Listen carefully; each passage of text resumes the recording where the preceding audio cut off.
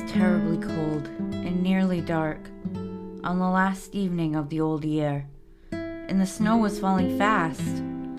In the cold and the darkness, a poor little girl with bare head and naked feet roamed through the streets.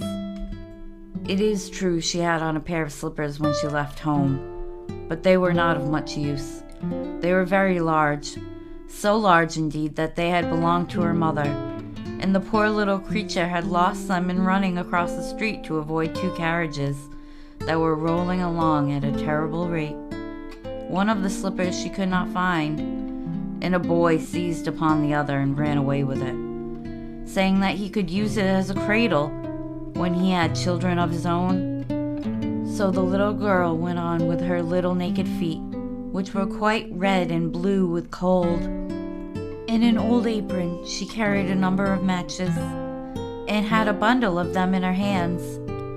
No one had bought anything from her for the whole day, nor had they given her even a penny. Shivering with cold and hunger, she crept along. Poor little child. She looked the picture of misery. The snowflakes fell on her long, fair hair, which hung in curls on her shoulders, but she regarded them not. Lights were shining from every window, and there was a savory smell of roast goose, for it was New Year's Eve. Yes, she remembered that. In a corner, between two houses, one of which projected beyond the other, she sank down and huddled herself together.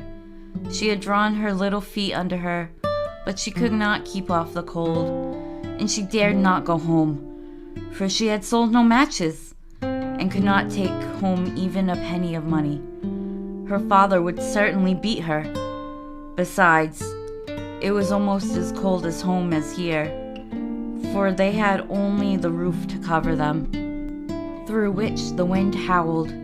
Although the largest holes had been stopped up with straws and rags, her little hands were almost frozen with cold. Perhaps a burning match might be some good, if she could draw it out from the bundle and strike it against the wall, just to warm her fingers. She drew one out. Scratch! How it sputtered as it burnt. It gave off a warm, bright light like a candle. As she held it over her hand, it really was a wonderful light. It seemed to the little girl that she was sitting by a large iron stove with polished brass feet and a brass ornament. How the fire burned and seemed so beautifully warm that the child stretched out her feet as if to warm them, when, lo! The flame of the match went out, and the stove vanished, and she had only the remains of the half-burnt match in her hand. She rubbed another match on the wall. It burst into flame, and where its light fell upon the wall it became as transparent as a veil, and she could see into the room. The table was covered with a snowy white tablecloth, on which stood a splendid dinner service, and a steaming roast goose, stuffed with apples and dried plums. And what was still more wonderful, the goose jumped down from the dish and waddled across the floor with a knife and fork in its breast to the little girl. Then the match went out, and there remained nothing but thick, damp, cold wall before her. She lighted another match, and then she found herself sitting under a beautiful Christmas tree. It was larger and more beautifully decorated than the one she had seen through the glass door at the rich merchant's. Thousands of tapers were burning upon the green branches, and colored pictures, like those she had seen in show windows, looked down upon them all. The little girl stretched out her hand towards them, and the match went out.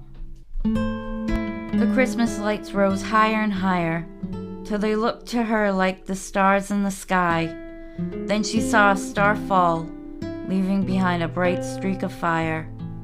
Someone is dying, thought the little girl, for her grandmother, the only one who had ever loved her, and the one who was now dead, had told her that when a star falls, a soul was going up to God. She again rubbed a match on the wall, and the light shone round her. In the brightness stood her old grandmother, clear and shining, yet mild and loving in appearance. "Grandmother!" cried the little one. "Oh, take me with you. I know you will go away when the match burns out. You will vanish like the warm stove, the roast goose, and the large, glorious Christmas tree." And she made haste to light the whole bundle of matches, for she wished to keep her grandmother there. And the matches glowed with a light that was brighter than the noonday, and her grandmother had never appeared so large and beautiful. She took the little girl in her arms, and they both flew upwards in brightness and joy, far above the earth, where there was neither cold nor hunger nor pain, for they were with God. In the dawn of the morning, there lay the poor little one, with pale cheeks and smiling mouth, leaning against the wall. She had been frozen to death on the last evening of the year, and the New Year's sun rose and shone upon the little corpse. The child still sat, in stiffness of death, holding the matches in her hand, one bundle of which was burnt. She tried to warm herself, some said. No one imagined what beautiful things she had seen, nor into what glory she had entered with her grandmother on New Year's Day.